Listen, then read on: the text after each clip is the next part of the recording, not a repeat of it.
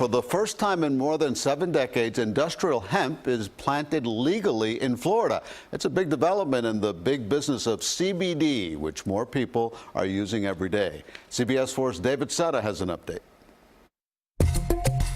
Whether you're buying cosmetics, supplements, or tea, CBD oil is showing up just about everywhere. We have about 7,000 retail mom and pop stores, somewhere around 1,500 doctors and about another 1,500 pharmacies. Arby Barroso is the co-founder of Green Roads, a 6-year-old startup in Davie that produces many of the CBD products you see in stores. Green Roads is an example of a cannabis boom that is coming to Florida. He can barely keep up, each day processing up to 1,500 orders. With many products selling over $100 a bottle, it's big money. I think it's not just going to be a fad. I think it's going to be something that really is going to explode even bigger than what it is right now. Chances are you've heard of people using CBD oil to treat seizures, anxiety, pain, muscle tension, depression, your pet, and a host of other items. CBD oil comes from cannabis plants, and if you put the two side by side, you couldn't tell the difference. The only difference is actually inside the plant, a chemical, a mind-altering chemical known as THC. If it is found inside a plant, well, that's marijuana and it's illegal. If it's not in the plant, no THC at all, it's hemp. Industrial hemp can be used to make CBD oil, textiles for clothes, grains to eat. The possibilities are endless. The federal government legalized hemp last year, seeing the potential to revitalize the farming industry.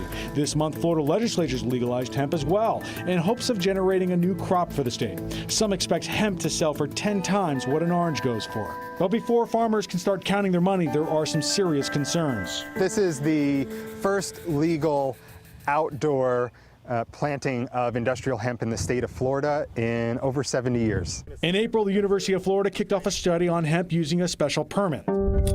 Dr. Zachary Brim gave us a tour of the first farm field I had ever seen where the plants are locked in.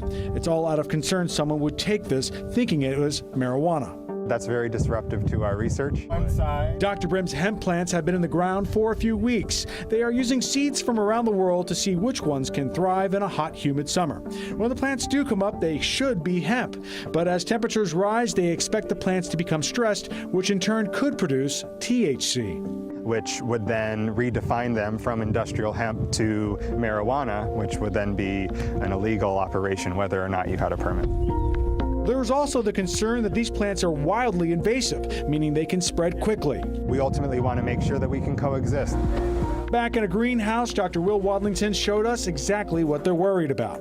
We wanted to abuse the plants first just to see how they took it. So we put them in a hot greenhouse. We actually didn't use the air conditioner. The hemp plants left on their own didn't get very far. It's going to be pretty useless. So if all of your plants got this tall and flowered, it'd be an issue. But before they died, they began reproducing. Brim's research is likely years away from conclusion. In the meantime, enthusiasm for CBD continues to grow.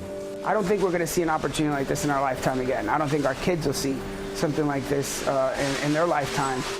It is unclear if Florida will wait for the research or move ahead with the business of hemp and CBD oil. This summer, the state will create a rule plan for hemp farms. A number of farmers have already cleared plots, eager to get started. David Sutta, CBS 4 News, tonight.